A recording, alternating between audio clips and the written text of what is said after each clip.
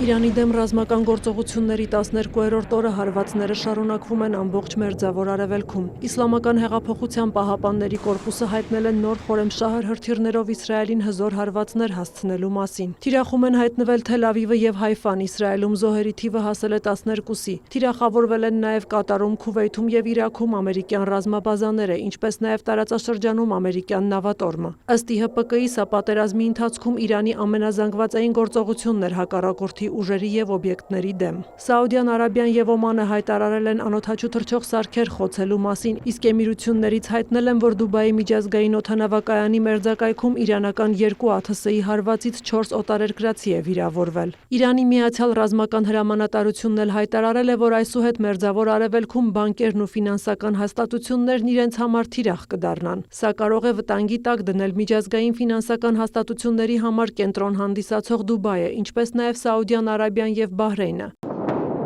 Զուգահեռ շարունակվում են հարվածները Իսրայելի եւ Հզբոլահի միջև։ Բեյրութի հարավային արվարձաններում եւ Լիբանանի հարավում պայթյուններ են լսվել, կան զոհեր եւ վիրավորներ։ ՄԱԿ-ի տվյալով վերջին մեկ շաբաթվա ընթացքում Լիբանանում մոտ 700,000 մարդ լքել է իր տունը։ Զոհերի թիվը հասել է 570-ի։ Հաղորդագրություններ են տարածվել նաեւ անհայտ արկերով Հորմուզի նեղուցում 3 բեռնատար նավի թիրախավորման մասին։ Նավերից մեկի տախտակամածին հրդեհ է բռնկվել, անձնակազմին տարհանել են։ Իրանը եւս հարվածների է ենթարկվել, թիրախավորվել է Թեհրանը։ Իրանական կողմի տվյալով պատերազմի մեկնարկից ի վեր ամերիկյան եւ իսրայելական հարվածների հետևանքով զոհերի թիվը գերազանցում է 1300-ը։ ԱՄՆ զինված ուժերը հայտնել են Հորմուզի նեղուցի մերձակայքում իրանական 16 ականապատող նավ ոչնչացնելու մասին։ Ավելի վաղ Դոնալդ Թրամփը հայտարարել էր, որ եթե Իրանը Հորմուզի նեղուցում ականներ տեղադրի, ապա դրանք պետք է անմիջապես հեռացվեն, այլապես լուրջ հետևանքներ կլինեն։ Պենտագոնը հայտնել է, որ փետրվարի 28-ին պատերազմի սկզբից ի վեր վիրավորվել է 140 ամերիկացի զինծառայող, նրանցից 8-ի վիճակը ծանր է։ Ավելի վաղ հաղորդվել էր 7 զինծառայողի զոհվելու մասին։ Սպիտակ տունը հայտարարել է, որ զինվորականներն աշխատում են Իրանի հրթիռային արտադրությունը վերացնելու ուղղությամբ։ Քերոլայն Լևիթի խոսքով ամերիկյան հարվածներին Իրանի պատասխանը մեծապես թուլացել է։ Նա հայտնել է, որ էպիկական ցասում գործողության նպատակներին հասնելու համար ի սկզբանե նախատեսված էր 4-ից 6 շաբաթ, բայց այն ժամանակացույցից առաջ է ընկել։ Գործողությունները կդադարեն, երբ գլխավոր հրամանատարը որոշի, որ ռազմական նպատակները լիովին իրագործվել են եւ որ Իրանը լիարժեք եւ անվերապահ կապիտուլյացիայի վիճակում է, անկախ այն բանից նրանք դա կընդունեն, թե ոչ։ Իր հերթին Իրանի արտգործնախարար Աբբաս Արաղչին լիակատար սուտ է անվանել Վաշինգտոնի հայտարարությունը, թե Իրանը պլանավորում էր հարվածել ամերիկյան ուժերին։ Այս ստի միակ նպատակն էր արդարացնել էպիկական սխալ գործողությունը, դժբախտ գործողություն, որը կազմակերպվել է Իսրայելի կողմից եւ որի համար վճարում են սովորական ամերիկացիները։ Իսրայելի նախագահ Իցհակ Հերցոգն էլ հայտարարել է, որ հրեական պետությունը չի Միացյալ Նահանգներին դրդել Իրանի դեմ ռազմական գործողության, այլ դա եղել է ԱՄՆ նախագահի որոշումը։ Ինչ վերաբերում է պատերազմի ժամկետներին, նա նշել է, որ հարկավոր է կենտրոնանալ վերջնական արդյունքի վրա։ Ըստ Ալ-Մայադին հեռուստաալիքի աղբյուրների Թեհրանը հրաժարվել է միջնորդական ջանքերով հանդես եկող բոլոր երկրների առաջարկներից։ Միևնույն ժամանակ Իրանը 3 պայման է առաջադրել ռազմական գործողությունների դադարեցման եւ բանակցություններին վերադառնալու համար։ Իրանի իշխանություններն ըստ հեռուստաալիքի Միացյալ Նահանգներից պահանջում են ապագայում երկրի վրա չհարձակվելու երաշխիքներ, փոխհատուցման վճարում եւ իր միջուկային օբյեկտներում միջուկային վառելիքի ամբողջական ցիկլի իրականացման Իրանի իրավունքի ճանաչում։ Մերձավոր Արևելքում իրադրության առնչությամբ ՄԱԿ-ի անվտանգության խորհուրդ է ներկայացվել 2 բանաձև։ Արաբական երկրների ներկայացրած բանաձևը դատապարտում է ծոցի երկրների եւ Հորդանանի վրա Իրանի կողմից իրականացված հարձակումները։ Նաեւ դատապարտվում են Թեհրանի գործողությունները կամ սպառնալիքները Հորմուզի նեղուցի հետ կապված։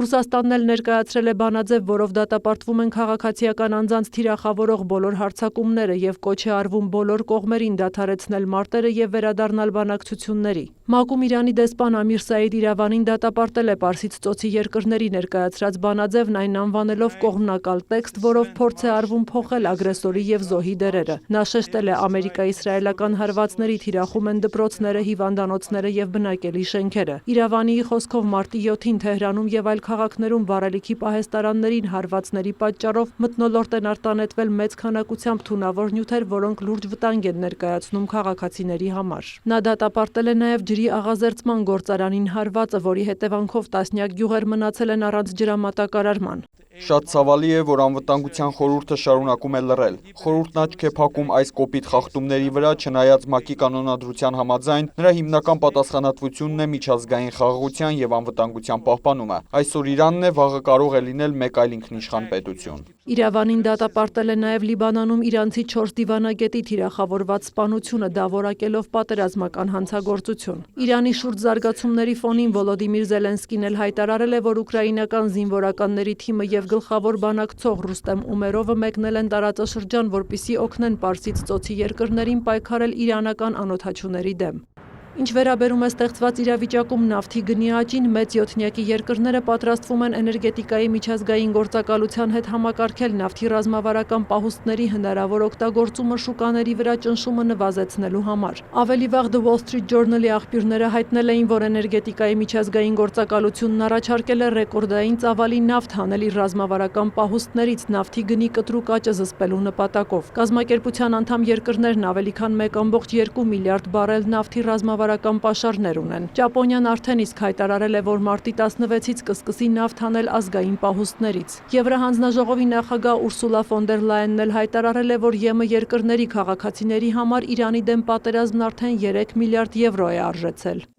Հակամարտության սկզբից ի վեր գազի գինը բարձրացել է 50%, նավթի գինը 27%։ Եթե սա վերածենք եվրոյի, ապա պատերազմի 10 օրը եվրոպացի հարկատուների համար արժեցել է լրացուցիչ 3 միլիարդ եվրո, հանածով առելիքի ներմուծման առումով։ Այնուամենայնիվ, ներկա ճգնաժամերի պայմաններում ոմանք պնդում են, որ մենք պետք է հրաժարվենք մեր երկարաժամկետ ռազմավարությունից եւ նույնիսկ վերադառնանք ռուսական հանածով առելիքին։ Սա ռազմավարական սխալ կլիներ։ Մերձավոր Արևելքում իրադրությունը քննարկել են նաև Ռուսաստանի եւ Ադրբեջանի նախագահները։ Վլադիմիր Պուտինն Իլհամ Ալիևին շնորհակալություն է հայտնել Ադրբեջանի տարածքով ռուսական հումանիտար օգնությունն Իրանին հասցնելու եւ Իրանից ռուսաստանցիների տարհանմանն օժանդակելու համար։ Նախագահները նաև կողմ են արտահայտվել ռազմական գործողությունների շուտափույթ դադարեցմանը եւ հակամարտության դիվանագիտական լուծմանը։ Իտալիայի վարչապետ Ջորջա Մելոնին էլ հայտարարել է, որ Միացյալ Նահանգների եւ Իսրայելի հարվածներն Իրանին միջազգային իրավունքի խախտում են։ Նա միևնույն ժամանակ շեշտել է, Իրանը չպետք է միջուկային զենք ունենա հրթիռային կարողությունների հետ միասին։ Թուրքիայի նախագահն էլ հայտարարել է, որ ամբողջ աշխարհն է գին վճարելու ԱՄՆ-ի, Իսրայելի եւ Իրանի միջև պատերազմի համար։ Ռեջեփ Էրդողանի խոսքով պատերազմը պետք է դադարեցվի, քանի դեռ այն չի կլանել ամբողջ տարածաշրջանը։ Սյուզաննա Չրաղյան, լուրեր։